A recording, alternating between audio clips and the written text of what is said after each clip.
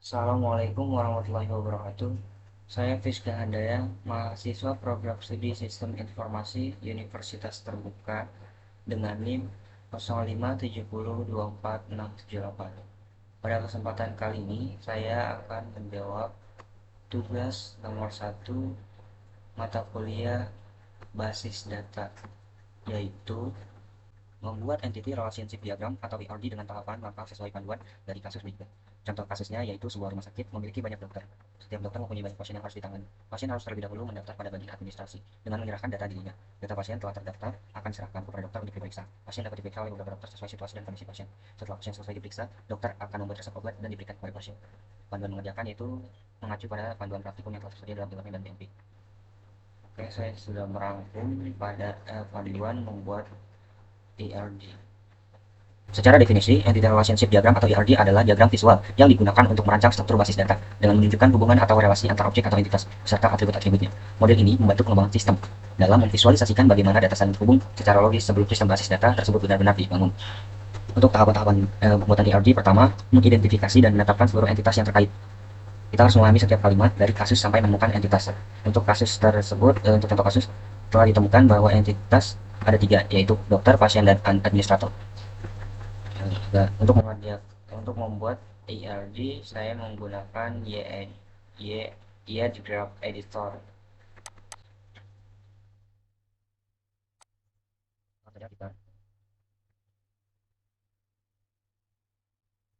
barengi dengan pembuatan ERD-nya.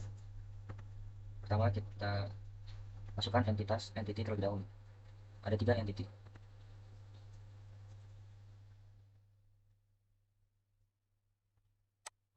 Ini adalah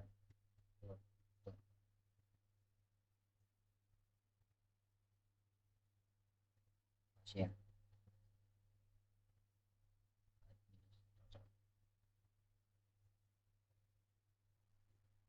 Kemudian yang kedua, menentukan atribut-atribut atau field dari masing-masing entity beserta kuncinya. Kemudian tahapan selanjutnya yaitu mengidentifikasi dan menetapkan seluruh himpunan relasi di antara himpunan-himpunan entity yang ada beserta kunci tamu atau foreign key. Setelah mendapatkan entity dan atribut, tahapan ketiga melakukan identifikasi relasi yang memungkinkan beserta kunci tamu. Dalam menentukan relasi, salah satu cara memudahkan adalah dengan membuat matriks relasi antara entitas. Sebagai contoh berikut, dokter memeriksa pasien, dokter menyimpan data, simpan data di administrator. Pasien diperiksa dokter dan pasien mendaftar ke administrator. Administrator menyerahkan data kepada dokter, administrator melayani pasien. Tahapan keempat yaitu menentukan derajat relasi untuk setiap himpunan relasi. Kita ketikkan terlebih dahulu untuk relasinya yaitu memeriksa pasien, mendaftar, dan mensalurkan data. Untuk contoh IAUDI.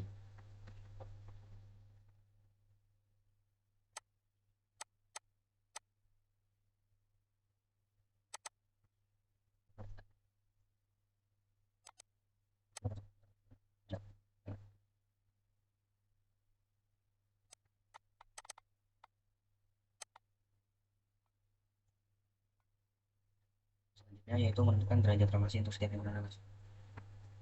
Untuk penambahan relasi kita dapat mengacu pada tabel matriks. Berikut adalah sesuai dengan tahapan 4 yaitu penambahan derajat kardinalitas. Untuk mendeteksi derajat kardinalitas, perhatikan ringkasan kasus. Banyak dokter memiliki banyak pasien. Banyak pasien mendaftar pada banyak administrator. Banyak administrator menyerahkan banyak data pada banyak dokter. Banyak dokter dapat memeriksa banyak pasien. Sehingga dari ringkasan kasus tersebut dapat derajat kardinalitas sebagai berikut. Dokter dengan pasien adalah many to many, dokter dengan administrator many to many, administrator ke pasien adalah banyak-banyak. Dari hasil analisis tersebut dapat digambarkan hal tersebut. Seperti penambahan derajat kardinalitas. Hasil dari penambahan derajat kardinalitas menghasilkan ERD yang saling terhubung dan digambarkan lebih lengkap. Untuk melengkapi himpunan entitas dan himpunan real, relasi dengan atribut-atribut deskriptif.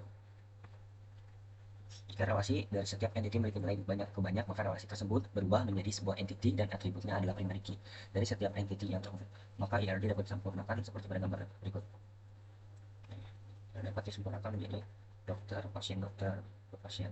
Pasien melakukan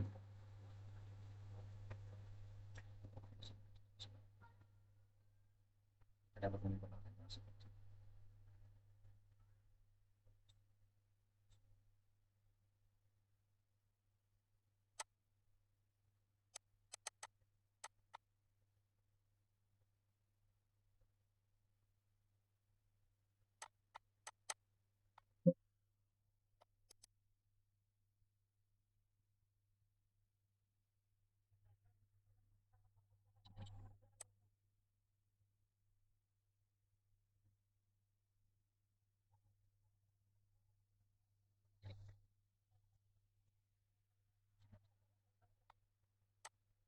Oke, jadi dokter memeriksa pasien dokter, diperiksa pasien. Pasien dokter berisikan atribut ID dokter, ID pasien, resep, dan waktu periksa. Lalu pasien melakukan daftar dan administrator melayani. Daftar ini ada ID daftar, ID admin, dan ID pasien. Kemudian administrator memberikan data kepada dokter admin, yaitu ID berisikan atribut ID admin, ID dokter, dan ID data. Kemudian dokter admin menyimpan data pada dokter. Dokter menyimpan data pada dokter admin, lalu memberikan data kepada administrator.